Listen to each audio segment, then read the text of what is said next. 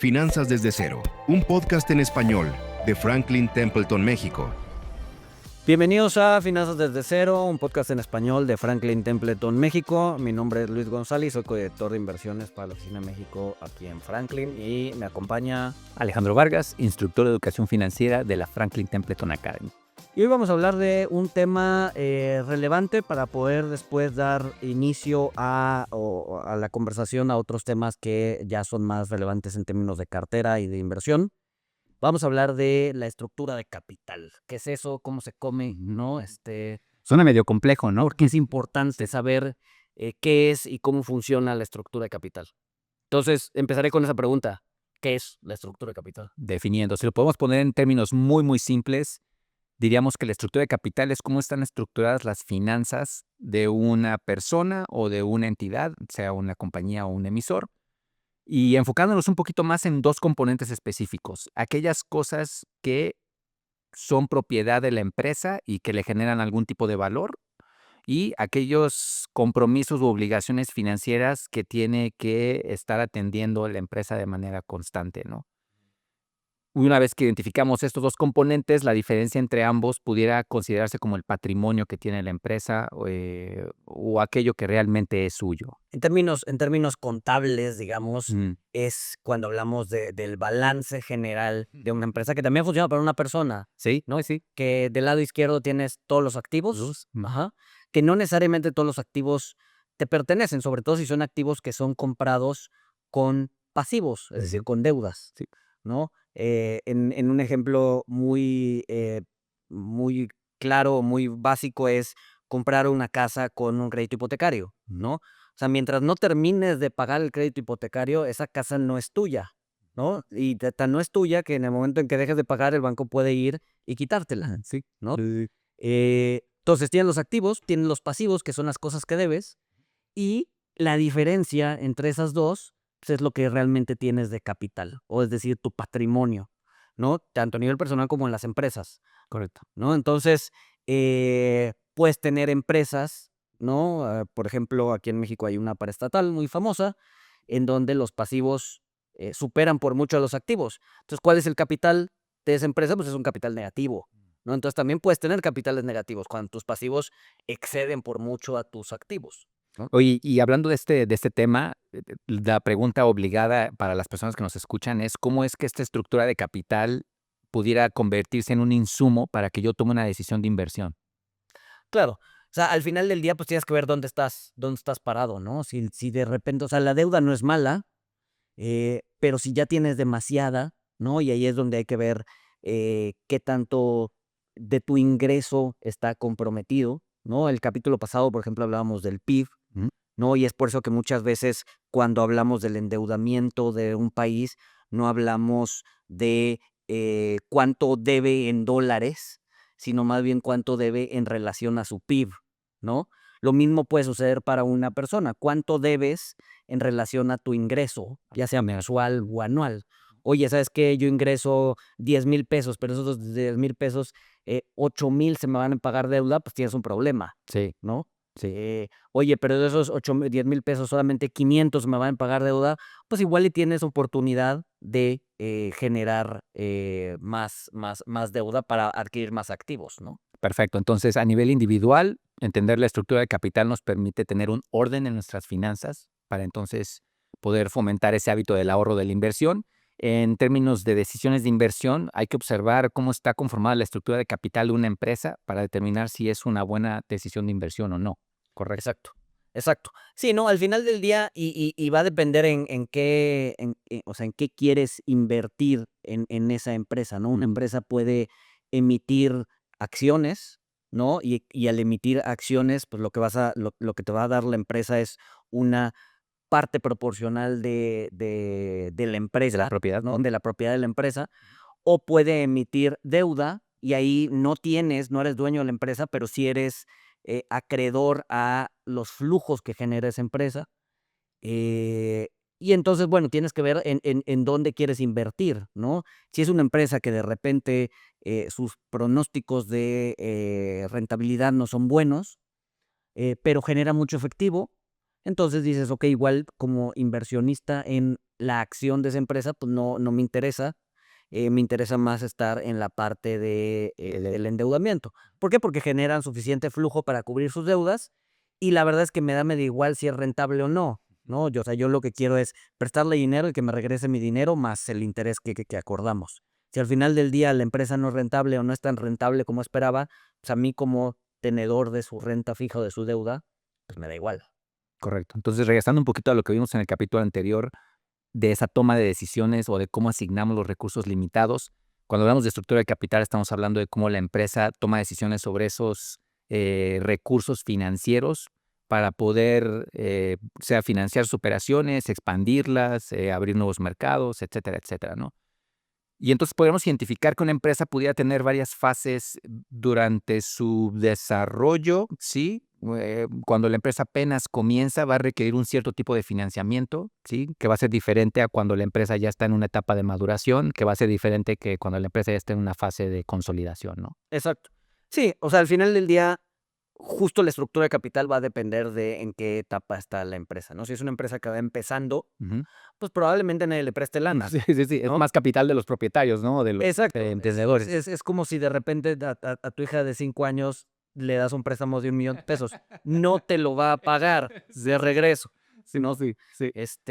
Mismo caso la empresa. O sea, si no tienes un flujo, si no tienes algo para qué o con qué respaldar esa deuda, pues no, o sea, no te lo va a pagar, ¿no? Entonces, la primera forma de financiar una empresa que va empezando, pues probablemente sea a través de capital, ¿no? Que yo soy dueño de la empresa, tengo el 100%, pero necesito lana, ¿no? Entonces, lo que hago es, te digo, oye, Alex, ¿sabes qué? Tú tienes lana, te vendo mi idea, mira, esta empresa, la idea es que sea rentable, mi business plan es este, etcétera, etcétera.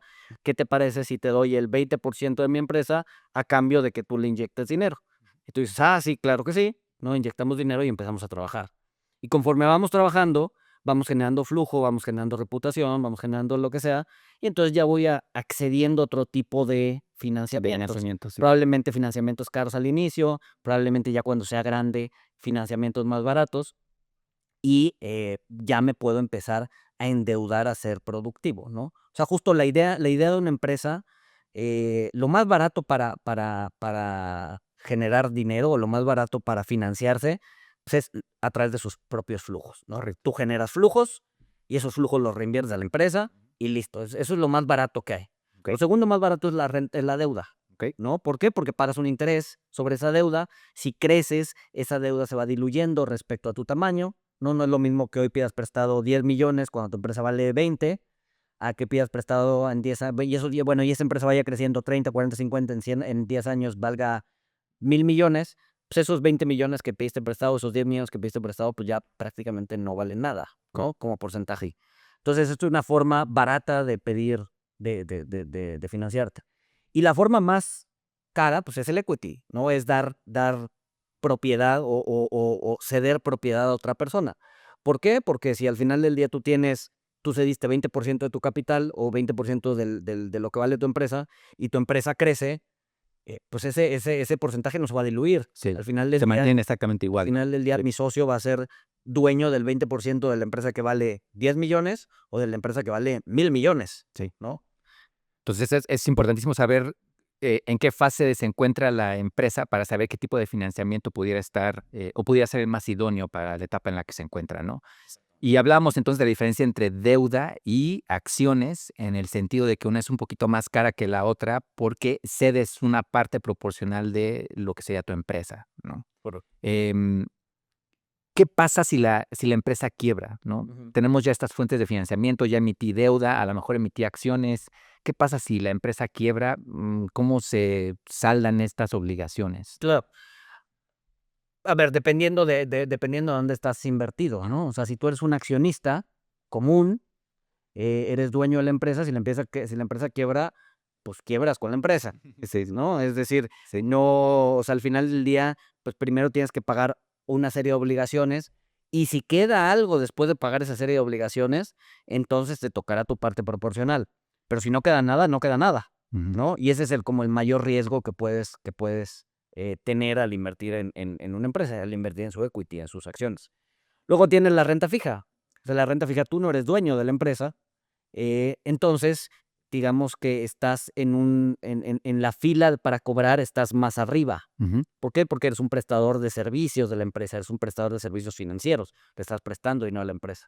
Entonces empiezas a liquidar la empresa, probablemente primero le pagas a los trabajadores, liquidas a todo el mundo, si sobra, entonces pagas tus endeudamientos. O sea, cuando entras al endeudamiento de una empresa también hay cierto ranking. Puedes tener la deuda más senior, que es la Claro. primera, que es la que paga, y después puedes ir bajando en la escalera, ¿no? Deuda subordinada, deuda junior, deuda mezanín, deuda preferente, ¿no? Y ya después, bueno, deuda o acciones preferentes y después acciones comunes. Entonces, pues vas pagando, ¿no? Ya pagué la deuda senior, ya pagué la deuda junior, ya se me acabó el dinero, todos los demás, todos los que están abajo de eso, sorry, ya no hay, ¿no? Y perdiste lana. Ok. Entonces, también es importante ver en qué parte de la estructura de capital entras tú como inversionista, ¿no? Perfecto. O sea, si no tienes mucha confianza en la empresa, pues probablemente quieras entrar en la parte más senior del endeudamiento. Si dices, oye, esta empresa quiebra mañana y vende todos sus edificios y pues, seguro le sale para pagarle a todo el mundo y le queda a los accionistas, pues igual inviertes en la acción o inviertes en deuda menos senior o más junior, porque sabes que pues, eventualmente o sea, te va a terminar pagando, ¿no? Entonces, también va a depender de, o sea, de cómo ves, de tus expectativas o de cómo es la empresa para ver en qué parte quieres invertir, ¿no? Perfecto. Entonces, en resumen, la empresa requiere de financiamiento para poder direccionarlo, canalizarlo hacia expandir, hacia productos, etcétera, etcétera, innovación. Dentro de esas opciones que tiene la empresa para poder financiarse, hay distintas opciones, ¿no? Hablamos un poquito de los flujos, que sería lo más inmediato para la empresa. Después hablamos un poquito de deuda y hablamos después de acciones. Y cada una de esas tres opciones tiene una cierta prioridad dentro de esta estructura de capital. En caso de que la empresa quiebre, dependiendo de en cuál de estas categorías te encuentres, vas a tener una prioridad más alta o más baja en términos de liquidación o de recuperar tu dinero, ¿correcto? Exacto. Em, Ahora, ¿Sí? ¿Algo más? no, hablando, yéndome un poquito más atrás, ¿no? Ok, a ver. El tema del endeudamiento, ¿no? Muchas veces como mexicanos, y no solo como mexicanos, pero sí es un tema, En general, no creo que sí, sí. ¿no? Creo que ese es un tema que se presenta todavía más fuerte en México. Se ve al endeudamiento como algo malo, Mm. ¿no? Y como todo, pues tiene pues, dos caras, ¿no? O sea, la medicina puede ser bueno, te puede curar, o si te excedes, pues te puede fregar el hígado, Claro. ¿no? Entonces, con el endeudamiento es exactamente igual, ¿no? Con el endeudamiento va a depender de qué uses o sea, si utilizas tu tarjeta de crédito para comprar una pizza a eh, 3 meses sin intereses, Sí, pues eso es claramente un mal uso de la deuda, claro, ¿no? claro. ¿Por qué? Porque esa pizza ya va a haber desaparecido de tu sistema a los 2 días y lo vas a seguir Pagando todavía pagando otros mes durante medio. 2 Sí, meses y medio más, sí, ¿no? sí. Pero si utilizas el endeudamiento para comprar un bien inmueble en una zona que tiene probabilidades de plusvalía interesantes, pues entonces es una buena opción o sea, es un buen uso de la deuda, ¿no? O si utilizas el endeudamiento para estudiar una carrera, pues también es un buen uso del endeudamiento. ¿Por qué? Porque al final del día un título de la universidad, un título universitario, pues te va a dar posibilidades probablemente de adquirir una mejor posición, un mejor sueldo, etcétera, etcétera, ¿no? Sí. Y vas a poder repagar la deuda, ¿no? Entonces, la deuda no es mala, ¿no? Y mismo caso para los países y para las empresas. Si utilizan el endeudamiento para regalar el dinero a la gente, pues es un problema, no es algo productivo. Si lo utilizan para hacer carreteras, si lo utilizan para poner infraestructura, etcétera, etcétera, pues entonces es un buen uso de la deuda, ¿no? ¿Podríamos clasificar entonces la deuda como productiva y no productiva? Pues ¿Qué clasificaciones podríamos utilizar? Sí, poner algo así, exacto. según un endeudamiento que nos permite mejorar o innovar procesos o traer nueva maquinaria o hacer algo que haga que posicione a la empresa para un mejor rendimiento, un mejor desempeño. Exacto, Sí. o sea, de manera muy grosso modo, sería si el TIR o el rendimiento esperado del proyecto al que quieres meterle el dinero es mayor a lo que estás pagando por el servicio de la deuda, pues adelante, ¿no? Si vas a construir una carretera y esa carretera va a incrementar el PIB, va a incrementar el rendimiento por un 10%, ¿no? Y por esa deuda estás pagando 5%, pues no, o sea, no, es muy sencillo, ¿no? Si vas a comprar un bien inmueble y lo vas a rentar con un cap rate igual del 8%, es decir, la renta te va a estar pagando el 8% de tu inversión y tu crédito hipotecario está al 6%, pues hace sentido, ¿no? Se está pagando solo el crédito hipotecario. Entendí. Pero si es al revés, pues no, ¿no? Perfecto. Allí la deuda empieza a hacer daño. Entonces, podríamos resumir este bloque hablando de que la deuda es un instrumento, ¿sí? Para poder acceder a aquellas cosas que pudieran darnos un valor o un beneficio, pero que hay ciertas consideraciones que se tiene que tener en mente antes de incurrir esa obligación de deuda, ¿no? Exacto. Que hablabas del beneficio que te va a dar. Si ese beneficio es mayor al costo que te está generando la deuda, entonces es una opción viable. Si no, entonces hay que buscar otras fuentes de financiamiento, ¿no? Exacto. Y también va a depender mucho, o sea, hablando ya particularmente de las empresas, va a depender mucho de qué sector estás. O sea, no hay un equilibrio que te digan, a ver, las empresas tienen que tener 20% de deuda y tanto por ciento de capital y tanto por ciento de flujo para que sea la empresa perfecta. O sea, tal cosa no existe, Ok. ¿no? O sea, va a depender del ciclo en el que está la empresa, ¿no? Si va empezando, si está intermedia, si es una empresa madura. Ujú. Va a depender del sector en la que está. No es lo mismo hablar de un sector, del sector aeropuertuario que el del sector de consumo discrecional, ¿no? Es bien distinto, las estructuras de capital. O sea, lo que sí es válido es voltear a ver una empresa, ¿no? Ver en qué sector está, ver otras empresas que están en ese sector, otras empresas que están en ese mismo ciclo de maduración de la empresa y ver, oye, a ver, tus pares se están comportando así y tú eres un outlier. Tú estás comportando diferente. ¿Por qué? ¿No?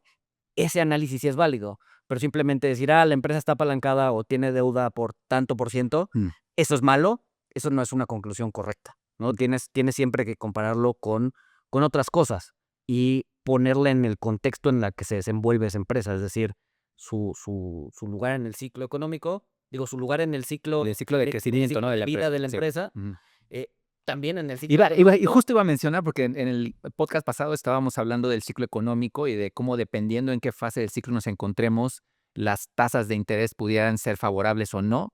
Ese componente también pudiera ser un ingrediente Sí, en la toma de decisiones de si endeudarte o no, ¿no? totalmente, y lo podemos ver, lo puedes ver en el ciclo económico, en cualquier ciclo económico. Por ejemplo, cuando las tasas estaban altas en México, podías ver a las empresas emitiendo deuda en tasa flotante, ¿no? Es decir, la tasa se iba a estar revisando conforme la tasa iba subiendo o bajando, pero como ya está en máximo la tasa, pues probablemente la tasa iba a bajar. Entonces, hoy, empresa, yo te estoy ofreciendo una tasa bien interesante porque sé que en 2 años la tasa va a bajar y te voy a estar pagando menos. O sea, había menos empresas intentando financiarse a 20 años a la tasa actual, porque de tontas se amarraba una tasa alta Tan alta. a 20 años, Sí, sí, sí. ¿no? Pasa todo lo contrario al revés. O sea, cuando las tasas están bajas, cuando las tasas están bajas, pues las empresas dicen, flotante no, porque sé que en el futuro voy a pagar más. Entonces me amarro a 20 años a una tasa del 4%, 5%.